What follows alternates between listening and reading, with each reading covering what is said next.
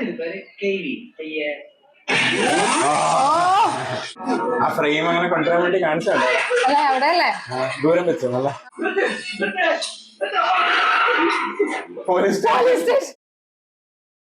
ആള് ലാസ്റ്റ് പട്ടീനെ പോലെ വരണത്. ഓ 12 മണി കഴിഞ്ഞിട്ടാ വരണത്. എല്ലാം കഴിഞ്ഞ് വരുമ്പോഴേക്ക് സമയമാവില്ലേ? எக்ஸ்போர்ட் குவாலிட்டி கேஷ்மீர் கம்பளம் கிட்டத்தட்ட 4000 ரூபாய் நேத்து அப்பா வாங்கி வந்தேன். என்ன சிரிக்கிறாய்? இல்ல ஒண்ணும் இல்ல, நான் சொல்றேன்னு தப்பா நினைச்சுக்காத. ஆம்பளையானோட கிழிஞ்ச பாயில படுத்துக்கிறது எனக்கு சந்தோஷம் இல்ல. நான் மழமழப்பு கிடைக்கும்ல. கிடைக்கும், கொஞ்சம் அந்த பக்கம் இழுவா. நான் பாதி நாளும் கிழிஞ்ச பாயில தான் படுத்துட்டு இருந்தேன். அவர் கூத்தாடிக்கு அர்த்தராத்திரில முகமூடி கொள்ளக்கிற மாதிரி வருவார். அர்த்தராத்திரில இருக்குவார் அவர் தொழில் அப்படி இல்ல. நீ சொன்னதுதான் சொல்றேன். ப்ரொஃபஷன். அப்ப நான் என்ன ஹாபியா? இல்ல பேபி. அவர்ல மாறவே மாட்டார் மாமி. நான் நிறுத்தவே முடியாது. ഓ ഫോട്ടോ ഇപ്പോഴും ഉണ്ട്. யாரு உடம்புக்குள்ள பையன் அஷ்ணவக்கா தம்பியோ? ஓ சமயன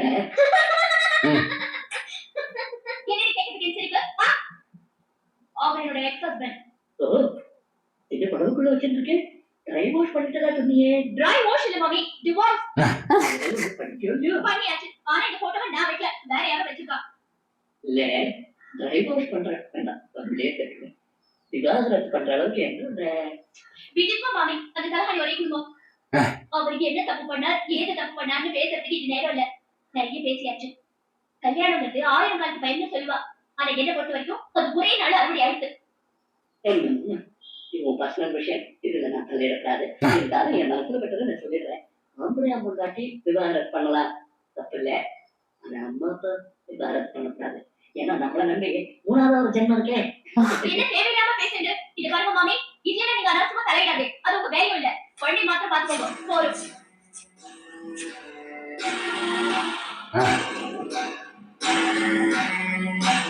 കൈ അടിച്ചാണ്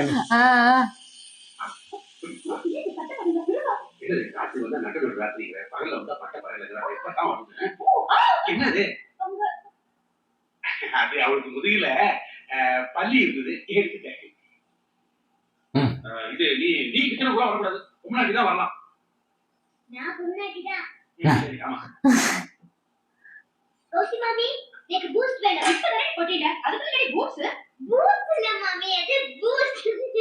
பேச்ச பாரு பேச்ச, அப்படியே அப்பள கொண்டது. ஏடி உங்க அப்பா இருந்தபோது டெய்லி பூஸ்ட் தான் குடிச்சியா? நான் சண்முகி மாமி கிட்ட சொல்லிட்டேன். சண்முகி மாமி எப்ப பார்த்தாலும் சண்முகி மாமி போய்.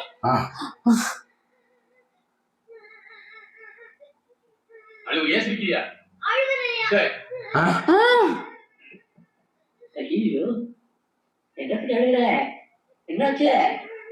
ரோசி மாமி கண்ணத்தை கிள்ளிட்டா. ஐயோ என்னமா சிறந்திருக்கேன் ஜானகி, இது என்ன அநியாயம் சட்டம் ஜானியா? முதல்ல இவளை விசாரிக்கணும். இவனோட லேசுப்பட்டவல்ல, வாய்ப்புழுப்பு ஜாஸ்தி. ஆமா கிச்சு போட்டேனோ இல்லையோ அந்த ஆத்திரம் ஏன் மேல காட்ட முடியாதுன்னா அதான் சேலை காட்டிட்டு காமிச்சிருக்கா. அவளு மனுஷன் தானே, லேசா கண்ணத்துல கட்டிருப்பா. போதுமே அவளுக்கு உடனே அடிச்சுட்டாங்க. கிண்டிட்டாரா? ஏதோ ஒண்ணு பொய் சொல்றதுல அவங்க அப்பா அப்படியே உரிச்சு வச்சுக்காங்க. என்ன இல்லைங்களா? இல்லைன்னா நான் சொன்னது நிஜமாயிடும், நீ சொன்னது பொய்யாயிடுமே. என்ன சொல்றேன்? இல்ல அது ஐயோ குழப்பாதே. அப்புறம் வேலைக்காரியம் பாத்துக்கோங்க, அடிச்சுட்டா அப்பா கத்துவாரு. ஐயோ கண்ணை எப்படி சார்ந்திருக்கு? சீட்டு மாமா கண்ணத்தை கிள்ளலாம். 2 பேர் மக்கள் தான். சீட்டு மாமா கௌசி கண்ணத்தை கிள்ளா, கௌசி வந்து என் கண்ணத்தை கிள்ளா. நைட் ஷோ பாத்துர்க்கேன், மாட்டி வேற. கௌசி மாமா ரொம்ப திருடுறா. என்ன திருடுற? வெள்ளி டம்ளர், பூஜா, குத்து விளக்கு, முந்திரி பருப்பு. நிஜமா சொல்றேன். Mother promise. Sorry, father promise. என்கிட்ட சொல்லிட்டல, நான் பாத்துக்கிறேன். வீட்டு கட்டிடுறேன். കട്ടുണ്ടോ? இன்னைக்கு 50,000 ஷூ ஆஃபர் கேன்சல் பண்ணிட்டு இந்த வாரத்துக்குள்ள அனுப்பதா கமிட் பண்ணிருக்கோம். Very good. ஆனா அனுப்ப முடியாது. അവരൊന്നും വലിയ കാര്യം നോക്കണില്ല കൊച്ചിനെ. மாடுகளை கொடுத்து மகா பாவம் விட்டு நார்த் இந்தியாவில் எதிர்ப்பு தெரிவிக்கிறார். ரப்பர் ஷூப்போட ஒத்த கால்ல. வீடியோ ஆன் பண்ணிட்டு சாப்பிடுற மாமி. சாப்பிட்டு டிவி எல்லாம் போடலாம். அது ஷாப்பிங் அடிக்க போறது. நீ வந்து உட்காரு. வா கௌசி, அதை ஆன் பண்ணிக்கோ. வேண்டாம் சும்மா இருடா. சூடா இருக்குது, நல்லா இருக்கு. ஹாய் வணக்கம், செய்திகள் பாரதி. நமது விசேஷ நிருபர் அவ்வை சண்முகி துப்புத்துலக்கியதில் பல திடுக்கிடும் உண்மைகள் தெரிய வந்துள்ளன. நம்பர் 5 கோட்லப் சாலை சண்முகப்பிரியாவில் கடந்த சில வருடங்களாக பல கொள்ளைகள் நடைபெற்று வருகின்றன. அவற்றை அவ்வை சண்முகி மிக திறமையாக படம் பிடித்ததை தான் நீங்கள் இப்போது பார்த்துக் கொண்டிருக்கிறீர்கள். கதை, வசனம், டைரக்ஷன், ஒளிப்பதிவு, எடிட்டிங் அவ்வை சண்முகி. ஏய் எவ்வளவு போடுற? இதுல நான் இல்ல, யாரோ டோ போட்டு எடுத்துக்கா. சண்முகி மாமிக்கு என் மேல போறாங்க. இப்ப நீங்க பார்த்தது சாம்பிள் தான். இப்ப செஞ்சதெல்லாம் எடுத்தா ஒரு வீடியோ லைப்ரரியே Nonsense ஆ இருக்கு. நான் நீங்க டென்ஷன் ஆகி நான் பாத்துக்கிறேன். கௌசி என்ன கௌசி? கௌசல்யா ஒரு ஏழை பொண்டாட்டி வீட்டு வேலைக்கு வச்சா உண்டை விட்டு என்ன பண்றீங்க? என்ன நீங்க நாங்க கேட்காம ஆந்தாரத்துக்கு வருவா கேட்பாங்க. நீங்க பேண்டி கிளியர் இருப்பா போட்டுருக்கேன். Excuse me. யாரு? சேது சார், சொல்லுங்க. இன்னும் கூட நிறைய இருக்கிறதா இருந்தது. ஆனா பாருங்க நாசமா போன பேட்டரி வீக் ஆயிடுச்சு. இல்லைன்னா ராத்திரி எதுக்கு நீங்க பகல் இருக்கிற மாதிரி இருக்க ஒரு சோட பார்த்து ஒரு பால சோறு இது போடி. அப்புறமா நீங்க அன்னைக்கு ராத்திரி நாயை கட்டி போட்டு வந்து திருட போறேன் நீ. நான் போற போக நாயை கூட திருட போட்டுருக்கேன். நான் உன்னை இந்த மாதிரி அவளை அடிக்காத. பாரு அவருக்கு எவ்வளவு இறக்க பாரு. புரியுதா உனக்கு? போடி போடல போ. தட்டுக்கா கை கட்டி சிரிக்க ஊரே சிரிக்கட்டும். இல்ல உங்களுக்கு கஷ்டப்படுறது. சரி தேங்க்யூ. இவ்வளவு பைசல் பண்ணிட்டு வந்துடுறேன். எங்க ஆத்து வச்சு நீ ஏறி பாக்குது போ. இந்த தைரியம் இந்த மாதிரி காரியத்தை இந்த வீட்டுல காட்டு வழி. ரொம்ப தேங்க்ஸ் சண்முகி. இத்தனை வருஷமா இங்க திருட்டு நடந்ததுக்கு நேற்று ஜானிக்கு தெரியப்படுத்த நீ வந்து ஒரே வாரத்தில் எப்படி தாங்க நம்பிக்க? ரொம்ப சிம்பிள். சேனம் கட்டின குதிரை மாதிரி ஒரே கண்ணோட்டத்துல இருந்தா நல்லவா யாரு கெட்டவா யாருன்னு தெரியாது. தங்கோ நல்லா மட்டும் பார்க்கணும். இல்ல பூஜையில கூட கண்ண மூடிட்டு இருக்க கூடாது, போய் பார்க்கணும். என்ன நம்பு கௌசி. மரியாதை கேட்டு போயிடு. இனிமே இந்த பக்கம் வரவே கூடாது. ஆமா வந்த போட்டுருவேன். விரட்டி எழுதிட்டேன். இந்த காலத்தை யார் நல்லவா யார் கெட்டவா தெரியவே இல்லை. இப்போ பொம்பளே இல்லை. நான் என்ன ஆச்சரியமா இருக்கும். நானும் அதே தான் சொல்லிட்டு இருந்தேன். சரி அண்ணா கூடி சீக்கிரம் நல்ல சமயக்காரியை பார்த்து அப்பாயின் பண்ணிடுவேன். மறுபடியும் சமய காரியம் இருக்க காரம் போறாதோ எதுக்கு சொல்ல வர என்ன? நீங்க சொல்லவே வேண்டாம். ரெண்டே நல்ல சமயக்காரனே அரேஞ்ச் பண்ணிடுவேன். அது வரைக்கும் பூவா ஏப்பா என்ன பார்த்து சமைக்கணும்னு தெரியலையா? நானும் 5 வருஷமா ஒருத்தருக்கு சமைச்சு போட்டுட்டு தான் இருக்கேன். நீ 5 வருஷம் சமைச்சு போட்டது மாம்சம் சாப்பிடறதுக்கு. சண்முகி நீ அவங்க கூட சேர்ந்து இருந்து ஒத்தாசியா அந்த பழைய வாசனை வராத பாத்துக்கோ. என்னடி இது? எப்ப பார்த்தாலும் கேட்க பிக்கன்னு அர்த்தம் இல்லாம சிரிச்சுட்டு இருக்கா? எதுக்கு இருந்தாலும் கிட்ட பிக்க சிரிக்கிறாரு. ഓരോ സീൻ ബൈ സീനാ വരുന്നത്. முள்ளங்கி சாம்பார் கத்திரிக்காய் வதக்கல் சொத்தையே எழுதி வச்சிருவேன். கத்திரிக்காய் 3 வயசு. இப்பதான் கத்திரிக்காய் பத்தி பேசிட்டு இருக்கு. கத்திரிக்காய் அந்த மாதிரி 20 ரூபாய் மாமி. இருக்கே சொத்தை 2 வைக்கிட்டு போறீங்க. என்ன பண்ணுது மாமி? விலைவாசி அப்படி ஏறி கிடக்குதே. சரி முள்ளங்கி இருக்கு. அதோ அந்த கடையில கேட்டு பாருங்க. சரி யாரே உனக்கு வேண்டிய நீங்க வாங்கிக்கோ. நான் போய் முள்ளங்கி வாங்கிக்கிறேன். சரி கத்திரிக்காய் 2 கிலோ கொடுமா. ஐயோ சொத்தையா எடுத்து போடுறீங்களே, நல்ல கத்திரிக்காய் எடுத்து போடுவோம். நல்ல கத்திரிக்காய் தான்மா. 2 கிலோ தானே சொன்னீங்க? எனக்கு 2 கிலோ கத்திரிக்காய் விடு. ஏப்பா கொஞ்சம் கூட மேனஸ் இல்லாம மேல வந்து எடுக்கிறியா? ஏமா மேனஸ் இல்லாம இடிக்கிறேனா? அப்ப மேனஸோட இடிக்கிற. ஆய் மிஸ்டர் அவாரியோ. என்ன உள்ள இருக்கமா? ஓடமா. சரி ஓடி கத்திரிக்காய் எடுத்து வா. ஏய் அட புரியா பூச்சி வந்து.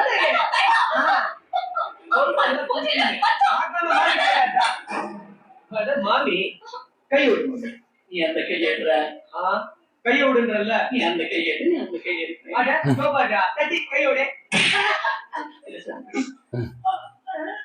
ஏய் நீ சத்து காலையே ஐயோ மாமி அப்படி யாரையும் நம்ம கூப்பிடுற மாமி. இல்ல தண்ணி வரணும் கூப்பிடுறோம். நீ போயே சொல்றேன். மாமி நீ பயமாட்டு சொன்னா கேளுமா. நான் போயிட்டேன் சார், போயிட்டேன். மாமி ஜாக்கிரதை மாமி, முளைக்கு மாத்திர பத்தாதீங்க. ஜாக்கிரதை மாமி. கைய விடு கைய விடு. குழந்தை போகுது கையை சொல்றேன்.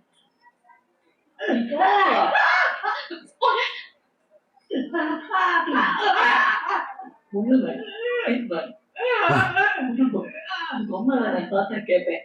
என்னடி உன் குழந்தைக்கு பொறுக்கையா வளர்த்துருக்கேன். பொம்னாட்டினா அவ்வளவு இறக்கமா போச்சேன்.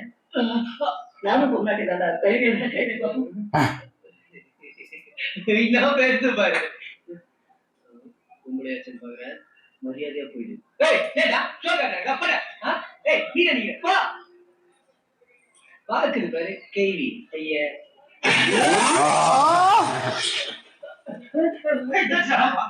ஏடா போய் போடுங்க. பொம்பளை பேண்ட்ல மண் ஓட்ட அளவு பண்ணிச்சு. மீசையில மண் ஓட்டல. அதெல்லாம் ஒண்ணு இல்ல. என்னன்னு கேளுங்க. என்ன? வாயில கேக்குறீங்களா கையில கேக்குறா என்ன ഓ ഈ വേഷത്തില് ഫൈറ്റ് ആ.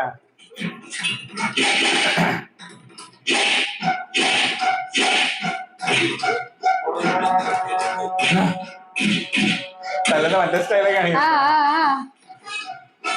ആ മാൻഡ്രസും കാണിക്കണ്ടേ நான் தானே அஞ்சு நல்லா இருக்கும் பாஞ்சாலி மாதிரி ஒண்ணு குறையுதே தேங்க்யூ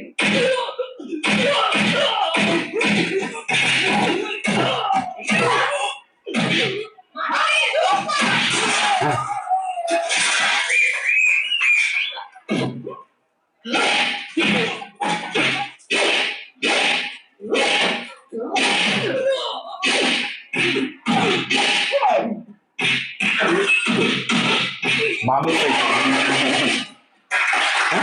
പെണ്ണുങ്ങൾക്ക് ഭയങ്കര ആ ഹാപ്പി ആ, ആ.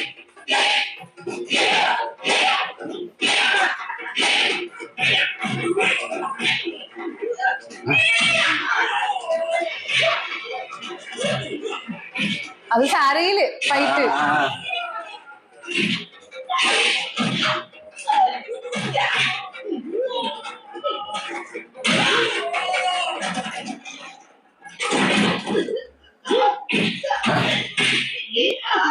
കേസാണത് അല്ലേ உங்க கட்சி கை கொடுங்க ആ தூர படிப்பட்டீங்க நீங்க பொம்பளையே இல்ல കേസ് പറഞ്ഞത് ആ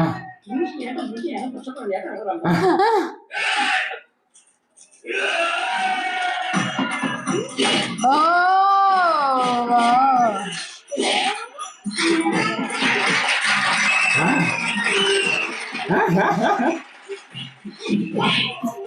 കയ്യിലൊക്കെ എടുക്കണേ കുഞ്ഞാന പോലെ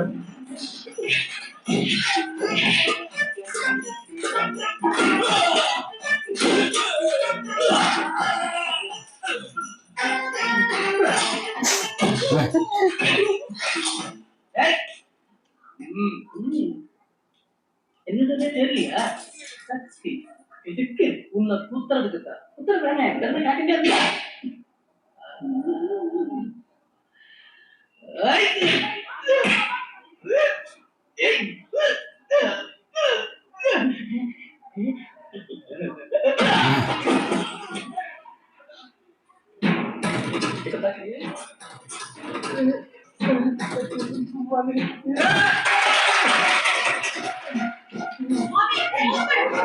ആ ഫ്രെയിം അങ്ങനെ കൊണ്ടുവരാൻ വേണ്ടി കാണിച്ചോണ്ടോ അല്ലേ അവിടെ അല്ലേ ദൂരം വെച്ചു നല്ല ആ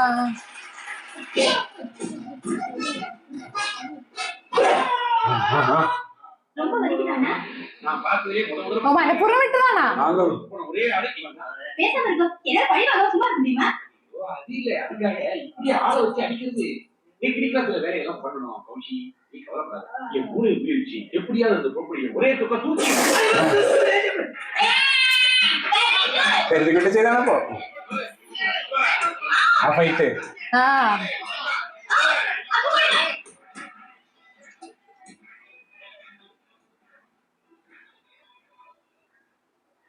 தேங்க்ஸ் வேலைக்காரன் தேங்க்ஸ் காஃபிக்காக இல்ல என்ன தேங்க்ஸ் சொல்றதுக்கு எவ்வளவோ 1000 இருக்கு அன்னைக்கே குழந்தைய தீ விபத்துல இருந்து காப்பாத்தினேன் அப்புறம் நாங்க யாருமே இவ்வளவு நாளா கண்டுபிடிக்க முடியாத சொறீங்க. நீ கண்டுபிடிச்சிட்ட அது மட்டுமா காப்பு இல்லாத குழந்தைய நீ உன் பேட்டு மாதிரி ரொம்ப அன்பா பாத்துட்ட எல்லாத்துக்கும் மேல நேற்று ரவுடிகள் கிட்ட இருந்து ஜானகியை காப்பாத்தினேன் எதுக்கு சொல்றேன்னா ஜானகி மேல நான் என் உயிரையே வச்சிருக்கேன் ஆமா என்னாச்சு ஒண்ணும் இல்ல மாது கொஞ்சம் நான் செல்லம்மாவை கல்யாணம் பண்ணிட்டு ரொம்ப வருஷத்துக்கு அப்புறம் தான் ஜானகி பிறந்தா என்ன பண்றது என்னாச்சு கொஞ்சம் மாறுதலி டாக்டரை கூப்பிட சீக்கிரம் ஜானகி ஜானகி ஜானகி കേസാണല്ലേ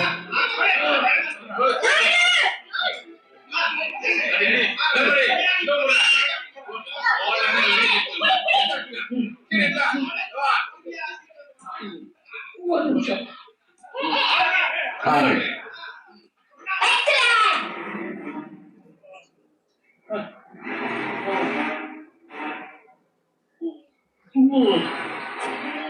ആ കാർ ഓടിക്കാനും കൂടെ അപ്പൊ ആള് ഭയങ്കര ഇംപ്രസ്ഡ് ആവില്ലേ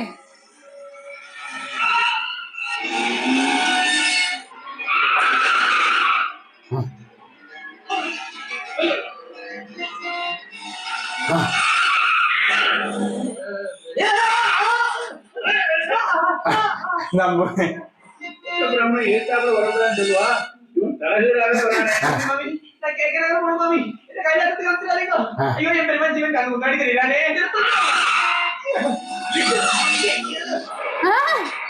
അതിന്റെ ഇടയിൽ കോമഡി ഉണ്ടാകുന്ന serious situation.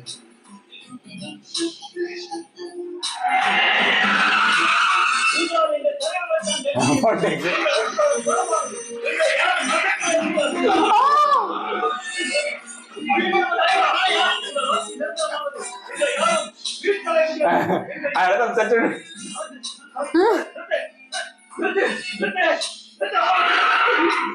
Police station correct സ്ഥലത്ത് അളക്കൊണ്ട് അത് കോമഡിയിലൂടെ കാണിച്ചാട്ടോ. ന്യൂസൻസ്. யாரே இருக்கும்ல, இவ்வளவு எக்ஸ்பர்ட்டா வந்து ஓட்டுறான். யாரோ ஐரூர் மாமா சார். சாமி இல்லம்மா, சாமி தேவரை. தேங்க்ஸ் சொல்ல வேண்டியது எனக்கு தெரியுமோ, அது உங்களுக்கு சொல்லணும். மாமா உங்களை இங்க கொண்டு வந்து இவங்க அட்மிட் பண்ண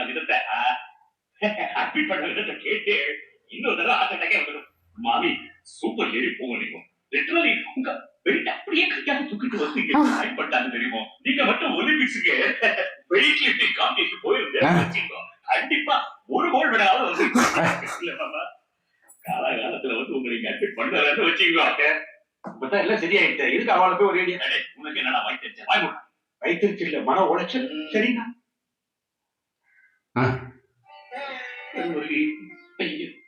நீங்க பெரியவர், தயவு செஞ்சு. மாமி இல்ல, அம்மா மாதிரி நீங்க மட்டும் இல்லையா?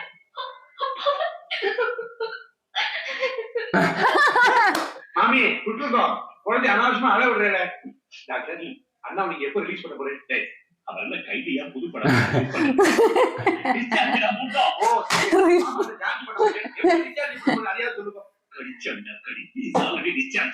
மாமி தூக்கிட்டே போயிடுறா. எதுக்கு நாங்க இத்தனை பேர் இருக்கோம். மாமி மாமி எதுக்கு மாமியா ஒருத்தம் தேவையில்ல. மாமா நடந்து ஆத்து போயிடுவார். மாமா எடுத்துக்கோ.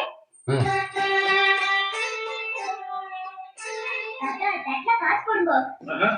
கண்ணுக்கு பண்ண உபாரத்துக்கெல்லாம் தட்டு எல்லாரும் சாவி கொடுத்து என்ன பண்ணணும்? எதுக்குன்னா 10,000 கட்டி 1,000 ரூபாய் ஒன்னும் போட்டேன். பஞ்சமதி பதவி நீங்க ரொம்ப நல்லா இருக்கீங்க. அப்படியா? நான் அந்த காலத்துல நிறைய பைஜமாஜி பாடா போட்டுக்கேன். ஆமா அது நான் நாளையாவது உள்ள போலாமே அப்படின்னு മറ്റേ ഇഷ്ടപ്പെടുന്നില്ല. ആ ஆரஞ்சு விட்டு வாசல்ல போட்டுக்கோம். வயிற்று சொல்லி போட்டாங்க.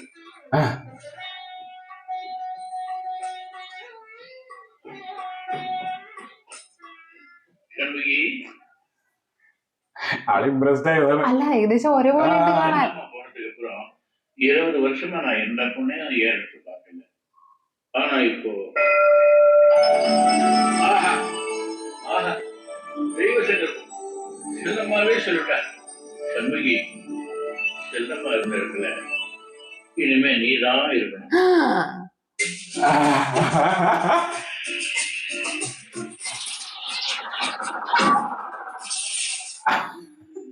ഇന്റർവെൽ സീനാ തോന്നുന്നതല്ലേ ഇത് കാണുമ്പോ? അല്ലെ അത് ഇന്റർവെൽ സീൻ വേണ്ടിയില്ലേ ഏകദേശം കാണുമ്പോ? അല്ല അതുപോലെ ഉണ്ട്. എന്താ പറയാ, നമ്മള് ശരിക്കും മറ്റേ എന്താ പറയാ, മറ്റേ എന്തായിരുന്നു മറ്റും കൂടെ ദിലീപിന്റെ മായമോഹൻ. മായാമോഹിനി, ഏകദേശം അതൊക്കെ അത്രയും വർഷത്തിന് ശേഷമാണ് ആ മൂവിയൊക്കെ വന്നേക്കുന്നത് അല്ലെ. എനിക്ക് തോന്നുന്നു ഇതിനകത്തൊക്കെ ഇൻസ്പിറേഷൻ ഉൾക്കൊണ്ടിട്ടായിരിക്കും എന്തായാലും. എനിക്ക് തോന്നുന്നു അങ്ങനെ കുറെ മൂവീസ് വന്നിട്ടുണ്ട്. ഇപ്പൊ ശിവകാർത്തികൻ ആണെങ്കിൽ റെമോ മൂവി ഞാൻ കണ്ടിട്ടില്ല, പക്ഷെ എന്നാലും ആ മൂവിയൊക്കെ ഏകദേശം ഇതിന്റെ ഒക്കെ ഒരു ഇൻസ്പിറേഷൻ ആയിരിക്കും തോന്നുന്നു. ഇതിന് മുന്നേ ഇങ്ങനെ ഒരു പടം ഉണ്ടായിരുന്നു എന്ന് എനിക്ക് അറിയില്ല അല്ലേ. കാരണം ഇത് ഏകദേശം 96 മൂവിയാണ്.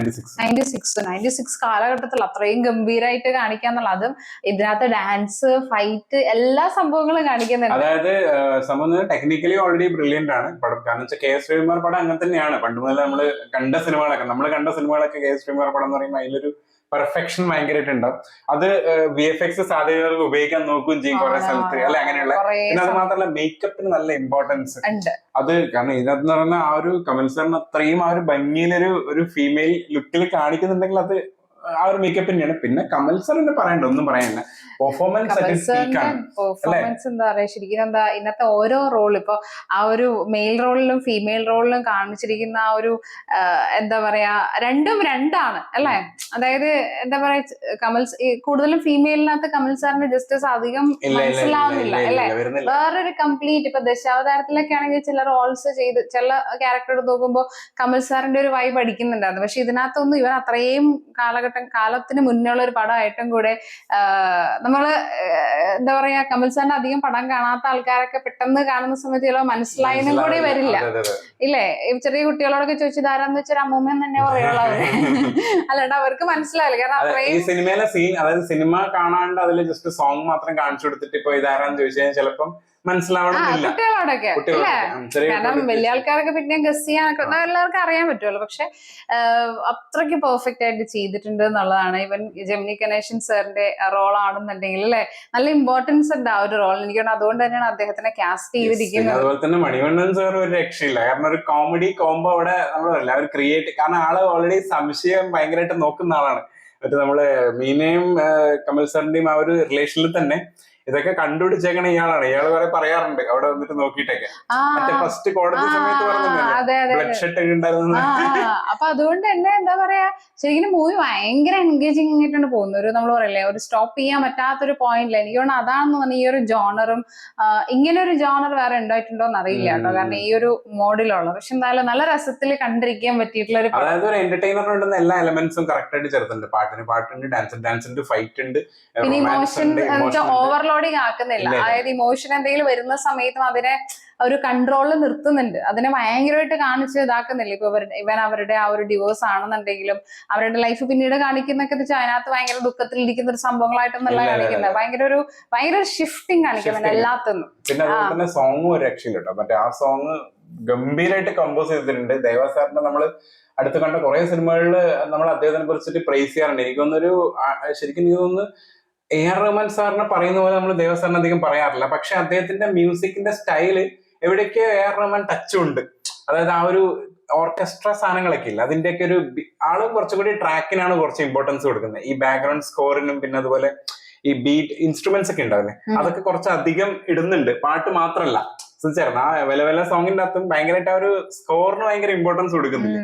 അത് AR റഹ്മാൻ സാറിന്റെ പാട്ടുകളാണ് കൂടുതൽ കാണാറ്. അത് നമ്മള് ഖുഷിയിലും കണ്ടിട്ടുണ്ട്, വാലിയിലും കണ്ടിട്ടുണ്ട്, കുറെ സിനിമകളിൽ അങ്ങനെ കണ്ടിട്ടുണ്ട്. നന്നായിട്ട് തന്നെ ചെയ്യാം. അതുകൊണ്ട് തന്നെ ഇപ്പൊ ആ കാലഘട്ടത്തിൽ എനിക്ക് തോന്നുന്നു ഫുള്ളി ഇപ്പൊ ഒരു കാലത്ത് ഏത് പടം എടുത്തു നോക്കിയാൽ അതിനകത്ത് മ്യൂസിക് ഡയറക്ടർ ആണെന്ന് ചോദിക്കേണ്ട ആവശ്യമില്ല. അത് എന്തായാലും AR റഹ്മാൻ സാർ തന്നെയായിരിക്കും. അപ്പൊ എനിക്ക് തോന്നുന്നു ഈ ഒരു കാലഘട്ടത്തിൽ എനിക്ക് തോന്നുന്നു കുറച്ച് വേറെ ആളുകളൊക്കെ ഉണ്ടായിരുന്നു. അതായത് ഫുള്ളി എന്താ പറയാ, AR റഹ്മാൻ സാറിന്റെ ഒരു വൈബ് ആയിരുന്നില്ല എല്ലാ പടങ്ങളും. കാരണം ഒരു കാലഘട്ടത്തിൽ എല്ലാം അങ്ങനെ തന്നെയല്ലേ. ഇപ്പൊ ഏകദേശം അനിരുദ്ധ് പോലെ അല്ലേ. ഇപ്പൊ അനിരുദ്ധിന്റെ ഏത് മൂവി ആണെങ്കിലും എനിക്കൊന്ന് ബിഗ് ബഡ്ജറ്റ് മൂവീസ് പണ്ട് കാലത്ത് വരുമ്പോ അത് AR റഹ്മാൻ സാർ ആയിരിക്കും. അല്ലാണ്ട് മറ്റേ നോർമൽ പടങ്ങളൊക്കെയാണ് ഇവരൊക്കെ പോവുക. അതാണ് സംഭവം. അതും കുറച്ച് ഫീൽ ഗുഡ്, അത് ഫീൽ ഗുഡ് ആണ്. അതിന്റെ അകത്ത് ദേവസാർ ചെയ്ത ചിലപ്പോ ദേവസാർ എനിക്കൊന്ന് കുറച്ചും കൂടി എന്റർടൈനർ പടങ്ങൾ ചെയ്യാൻ പറ്റും. എവിടെയൊക്കെ ഉണ്ട്. ഖുഷിയിലെ സോങ് നല്ല രസമല്ലേ കേൾക്കാൻ വേണ്ടിട്ട്. ഗംഭീരം. എന്താ പറയുന്നത്, ശരിക്കും എന്താ പറയാ, നമ്മൾ അടുത്തടുത്ത സീന് വേണ്ടിട്ട് ഇങ്ങനെ വെയിറ്റ് ചെയ്യാണ്. അപ്പൊ എന്തായാലും അടുത്ത വീഡിയോയിൽ കാണാം.